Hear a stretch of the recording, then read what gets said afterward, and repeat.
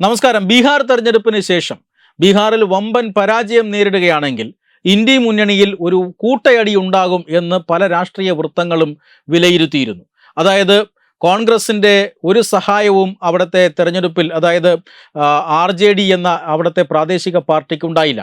സഹായങ്ങൾ ഉണ്ടായില്ല എന്ന് മാത്രമല്ല, കോൺഗ്രസ് പല ഘട്ടങ്ങളിലും ഉപദ്രവകാരിയായി മാറുകയും ചെയ്തു. നേരാമണ്ണം ഒരു സീറ്റ് ഷെയറിംഗ് ഫോർമുല പോലും അവിടെ ഉണ്ടാക്കാൻ കോൺഗ്രസിൻ്റെ കടുംപിടുത്തം കാരണം ഇന്ത്യ മുന്നണിക്ക് സാധിച്ചിട്ടില്ല. പല മണ്ഡലങ്ങളിലും ഇന്ത്യ മുന്നണിയിലെ ഘടകകക്ഷികൾ തമ്മിൽ, കോൺഗ്രസും RJDയും തമ്മിൽ, കോൺഗ്രസും CPIMും തമ്മിലൊക്കെ മത്സരമുണ്ടാകുന്ന സാഹചര്യമുണ്ടായി. ഇത് NDAക്ക് വലിയ പ്രയോജനം ചെയ്തു. NDA അവിടെ വലിയ വിജയം നേടി. RJD ചരിത്രത്തിലെ ഏറ്റവും വലിയ തോൽവി ഏറ്റുവാങ്ങി. ഒപ്പം കോൺഗ്രസിനും ഇന്ത്യ മുന്നണിക്കുമെല്ലാം അവിടെ തകർന്നടിയേണ്ട സാഹചര്യമുണ്ടായി. ബീഹാറിൽ വമ്പൻ വിജയമാണ് NDAയുടെ അല്ലെങ്കിൽ നിതീഷ് കുമാറിൻ്റെ നേതൃത്വത്തിലുള്ള NDAക്ക് ലഭിച്ചത്.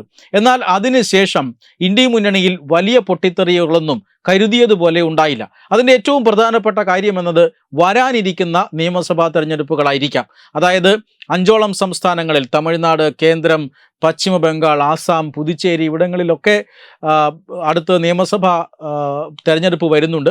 ഈ തെരഞ്ഞെടുപ്പുകളിൽ അല്ലെങ്കിൽ ഈ സംസ്ഥാനങ്ങളിൽ BJP ഭരിക്കുന്നത് അസം മാത്രമാണ്. പുതുച്ചേരി ഒഴികെ അസം മാത്രമാണ് BJPയുടെ സർക്കാർ ഉള്ളത്. പക്ഷേ മറ്റ് സംസ്ഥാനങ്ങളിലെല്ലാം ഇന്ത്യ മുന്നണിയിലെ ഘടകകക്ഷികളാണ്. കേരളത്തിൽ കോൺഗ്രസും CPIMും പരസ്പരം മത്സരിക്കുകയുമാണ്. ഈ സംസ്ഥാനങ്ങളിലൊക്കെ BJPക്ക് ഒരു വലിയ മുന്നേറ്റം ഒരുപക്ഷെ ബംഗാളിൽ മാത്രമേ ഉണ്ടാകാൻ സാധ്യതയുള്ളൂ. മുന്നേറ്റം, രാഷ്ട്രീയമായ മുന്നേറ്റം എല്ലാ സംസ്ഥാനങ്ങളിലും ഉണ്ടാകുമെങ്കിലും ഭരണത്തിലേക്ക് പോവുക എന്ന ഒരു പ്രവർത്തനം അതൊരു പക്ഷേ ബംഗാളിൽ മാത്രമേ, അതും ഉറപ്പില്ല, ബംഗാളിൽ മാത്രമേ നടക്കാനുള്ള സാധ്യതയുള്ളൂ. അതുകൊണ്ട് തന്നെ വലിയ തിരിച്ചടി ഒരുപക്ഷെ ഇന്ത്യ മുന്നണിക്ക് തോറ്റാലും ഈ സംസ്ഥാനങ്ങളിൽ ഉണ്ടാകണമെന്നില്ല. അതാണ് ഇപ്പോൾ ഈ ഇന്ത്യ മുന്നണിയിൽ വലിയ പ്രശ്നങ്ങളൊന്നും ഇല്ലാത്തത്. അവർ അടുത്ത ലോക്സഭാ തെരഞ്ഞെടുപ്പിലേക്ക് അല്ലെങ്കിൽ ഈ രാജസ്ഥാൻ പോലെയുള്ള സംസ്ഥാനങ്ങളിലെ തെരഞ്ഞെടുപ്പ് ഇവിടങ്ങളിലൊക്കെ ശ്രദ്ധ കേന്ദ്രീകരിക്കാൻ കാരണവും അതായിരിക്കാം. പക്ഷേ പ്രകടമായ യുദ്ധങ്ങളില്ല എങ്കിലും ഇന്ത്യ മുന്നണിയിലെ ഘടകകക്ഷികൾ പരസ്പരം ഏകോപനത്തോടുകൂടി അല്ല പ്രവർത്തിക്കുന്നത് എന്ന സൂചനകൾ പുറത്തു വരികയാണ്. അതിൻ്റെ ഒരു ഉദാഹരണം, സ്പീക്കർക്കെതിരെ അവിശ്വാസ പ്രമേയം കൊടുക്കുന്ന സമയത്ത് സത്യത്തിൽ തൃണമൂൽ കോൺഗ്രസ് അതിൽ നിന്ന് വിട്ടുനിൽക്കുകയായിരുന്നു. തൃണമൂൽ കോൺഗ്രസിൻ്റെ അഭിപ്രായത്തിൽ ഈ സമയത്ത് സർക്കാരിനെതിരെ ആഞ്ഞടിക്കേണ്ട സമയമാണ്, സ്പീക്കർക്കെതിരെ അല്ല.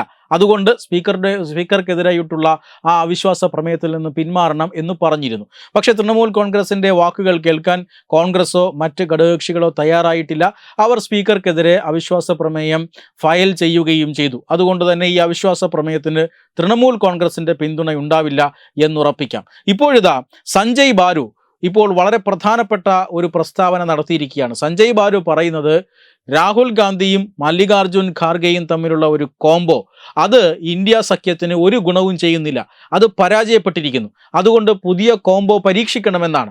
ഒരു വനിതാ സ്ഥാനാർത്ഥിയെ, ഒരു വനിതാ നേതാവിനെ ഇന്ത്യ മുന്നണിക്ക് വേണം. ആ വനിതാ നേതാവായിരിക്കണം അടുത്ത തെരഞ്ഞെടുപ്പിൽ ഇന്ത്യ മുന്നണിയുടെ പ്രധാനമന്ത്രി സ്ഥാനാർത്ഥി.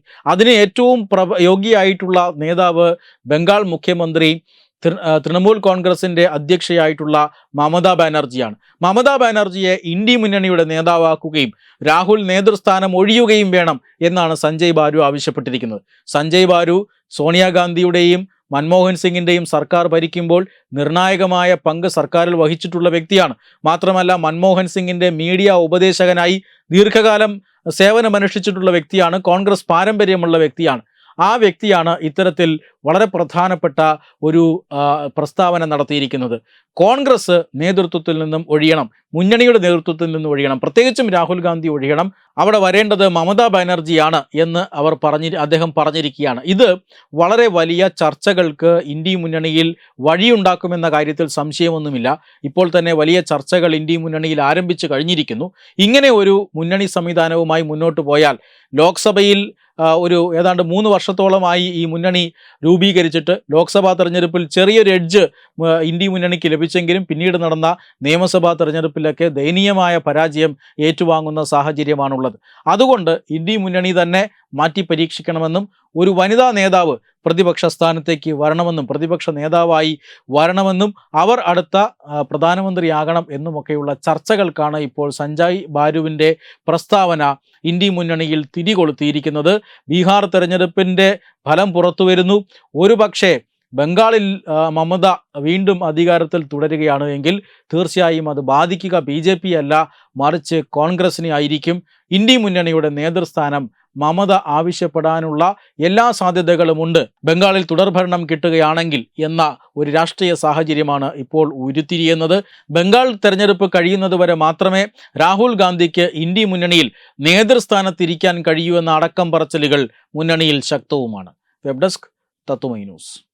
Brought you by Kerala AIDS control society. HIV AIDS സംബന്ധമായ സംശയങ്ങൾക്ക് 1097 എന്ന 24 മണിക്കൂറും പ്രവർത്തിക്കുന്ന ടോൾ ഫ്രീ നമ്പറിലേക്ക് വിളിക്കുക.